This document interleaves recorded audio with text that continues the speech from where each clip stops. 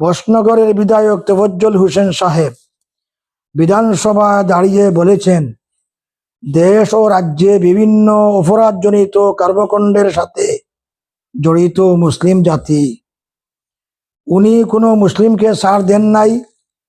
ওনার এই বক্তব্য দ্বারা মুসলিম জাতি আঘাত পেয়েছেন।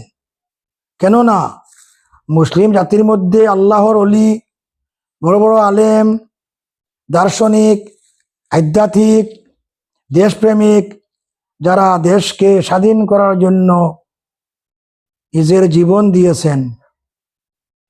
এখনো অনেক মুসলিম দেশের প্রগতি, সমৃদ্ধি, সুনামের জন্য নিজের অর্থ স্বার্থ ত্যাগ করছেন। ভারতকে স্বাধীন করার জন্য মুসলিম জাতির অবদান ত্যাগ অস্বীকার করার মতো নয়। উনার জানা থাকা দরকার, ভারতবর্ষ ধর্মনিরপেক্ষ রাষ্ট্র। ভারতের সংবিধান প্রত্যেক সম্প্রদায়কে সমান অধিকার দিয়েছে।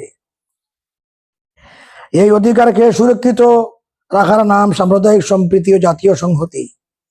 সাম্প্রদায়িক সম্প্রীতির হলো খাওয়া খাদ্যের ব্যাপারে প্রত্যেক ধর্মাবলম্বী নিজ নিজ ধর্মের বৈধ ও পছন্দ মতো খাবেন।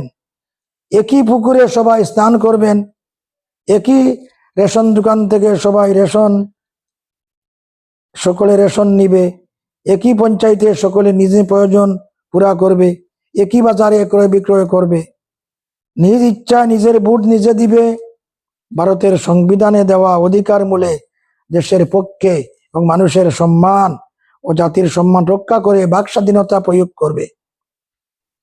তোফাজ্জল হোসেন সাহেব উনার মন গড়া বক্তব্যের জন্য মুসলিম জাতির কাছে ভুল স্বীকার করে ক্ষমা চেয়ে নেওয়া উচিত, বরং করা জরুরি।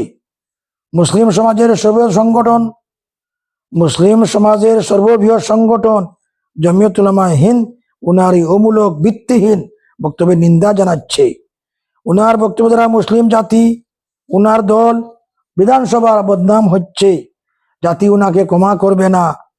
অসংখ্য মানুষ উনার এই অমূলক বক্তব্যের দীক্ষা দিচ্ছে, যদিও কোনো কারণে এই সমস্ত প্রতিবাদ প্রকাশ করা হচ্ছে না। ইতি মুফতি তৌহিদুর রহমান, সভাপতি ত্রিপুরা জমিয়ত উলামায়ে হিন্দ। অতি দুঃখের সহিত এই ভিডিও করলাম। উনি এই কথা চিন্তা করতে পারছেন এই বক্তব্যের আগে কি বলতেছি।